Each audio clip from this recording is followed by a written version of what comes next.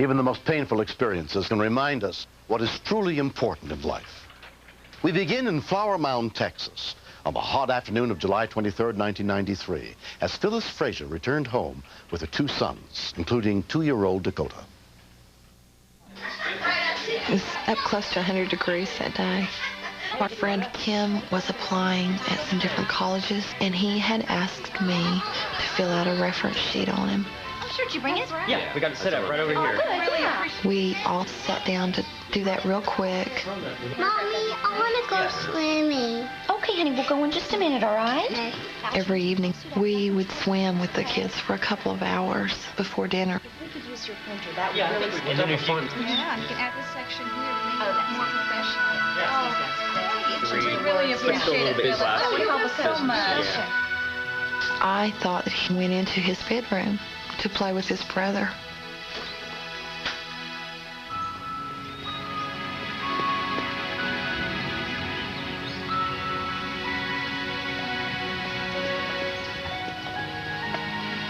There was no concern at first. We felt safe, like everyone else does.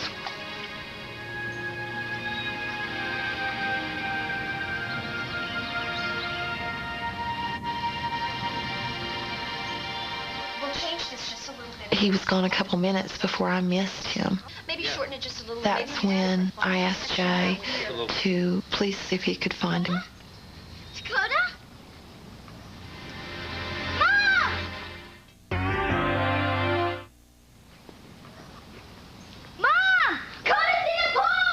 When Jay screamed, my stomach tied up that very second. Oh my God! Oh my God! Dakota! Dakota! Oh my God! Get him out, quick. Oh my God! He was bloated and he was blue. Bring him over here. It was one of the most horrible things I'd ever seen. Flower Mound 911, what's your emergency? We have a 2-year-old boy that just drowned in the pool. Okay, is he conscious or breathing? We don't know. I just think he's like that. That's all. Have you pulled him out of the pool? Yeah, somebody has him outside. It had been almost 10 years since I'd had CPR, but if he was going to have any kind of chance at all, I was going to have to give it to him. It was terrifying. Okay, he's outside. What I need you to do is go outside real quickly, find out if he's conscious and breathing, and come right back. Okay. Go do it now. Okay. While Flower Mound dispatcher Margot Eady handled the call, rescue units were sent to the scene. What I need you to do, is he still outside? Yes, he is. I need you, whoever is out there with him, to bring him to the phone or for you to take the phone to him. 911. I had just completed the emergency medical dispatching course the night before. That was the first emergency medical call that I had received since taking the class and taking the test. You to bring him to the phone. Okay, do it now. The fire rescue unit was led by paramedic Robert Brooks. We were told while we were en route that the child was not breathing.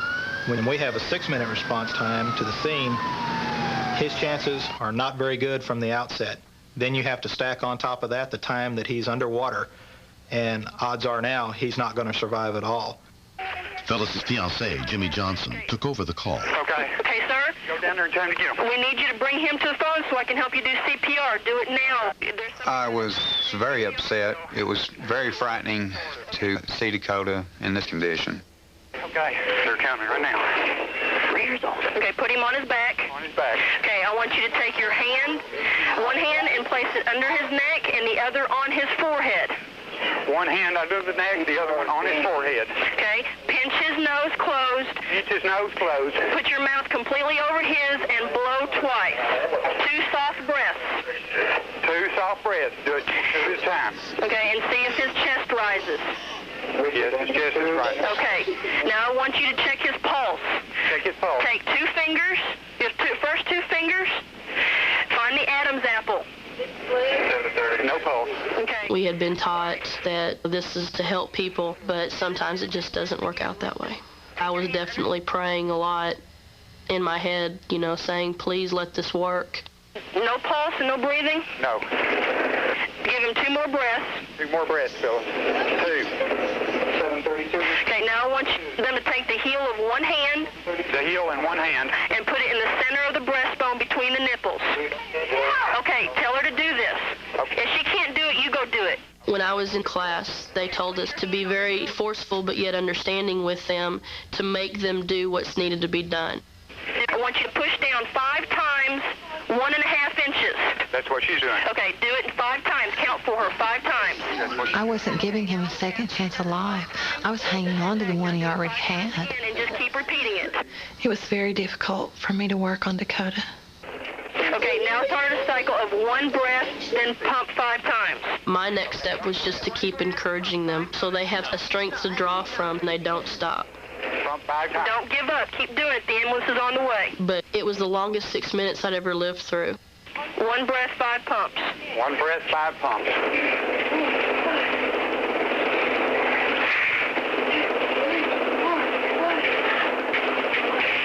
It was a situation I had no control over. We could do CPR, we could pray, but it wasn't in my hands. If she gets tired, you take over and start, okay? Gotcha. Okay, is she still doing it? Yes. Okay. It looked very bad for Dakota. I love him a lot.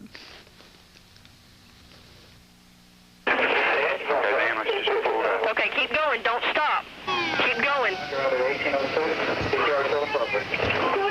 Keep going. Tell her to keep going. Keep going. Don't stop. 5 pumps, 1 breath. 5 pumps, 1 breath. 5 pumps, 1 breath.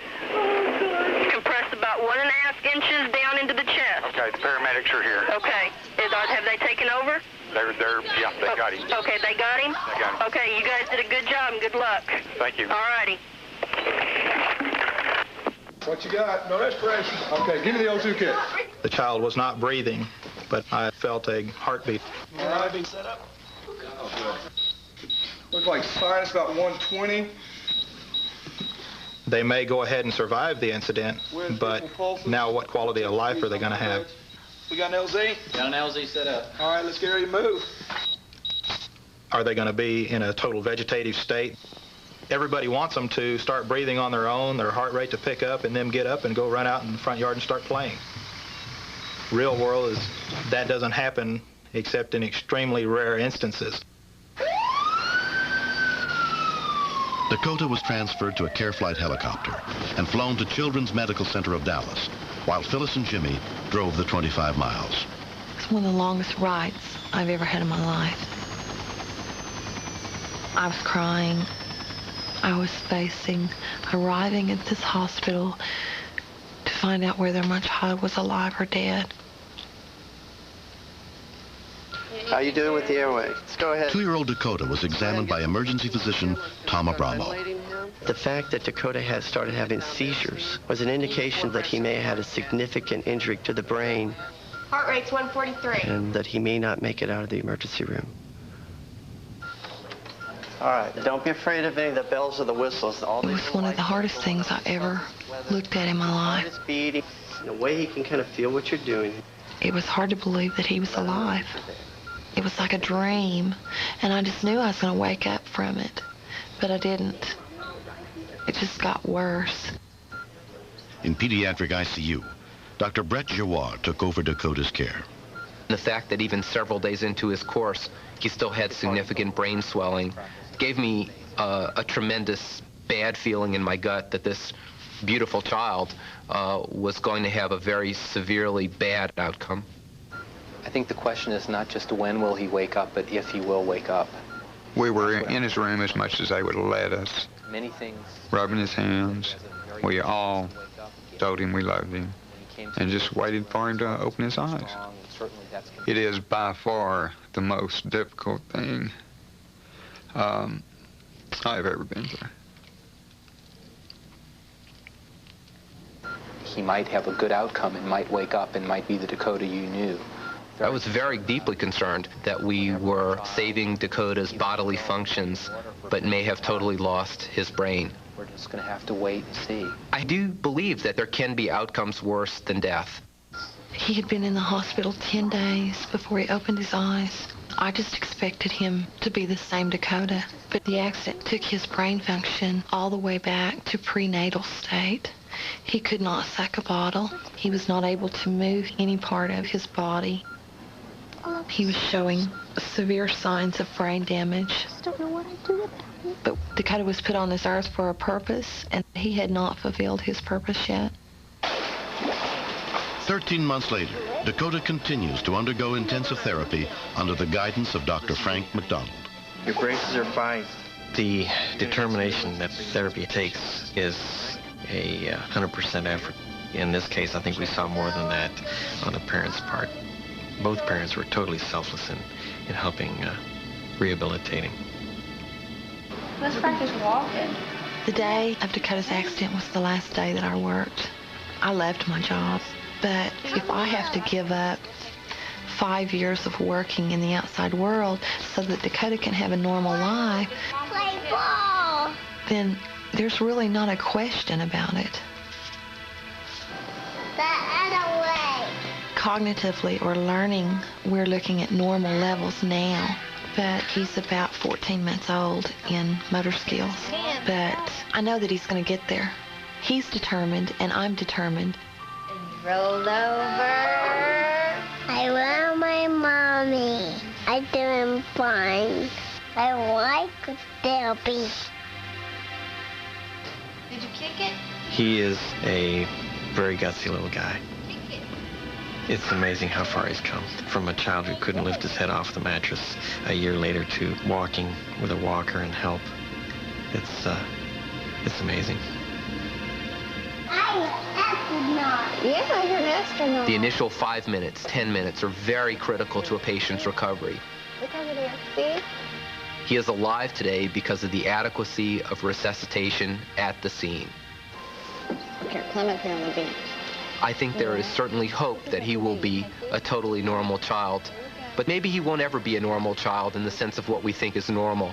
But that doesn't mean he can't have a wonderful, meaningful life that's important to everyone around him. I think all parents should know CPR. Most of them will spend the money to go and take Lamaze classes. Lamaze won't help you near as much as what CPR does. It's more important than any other thing you'll ever do in your life or your child's life.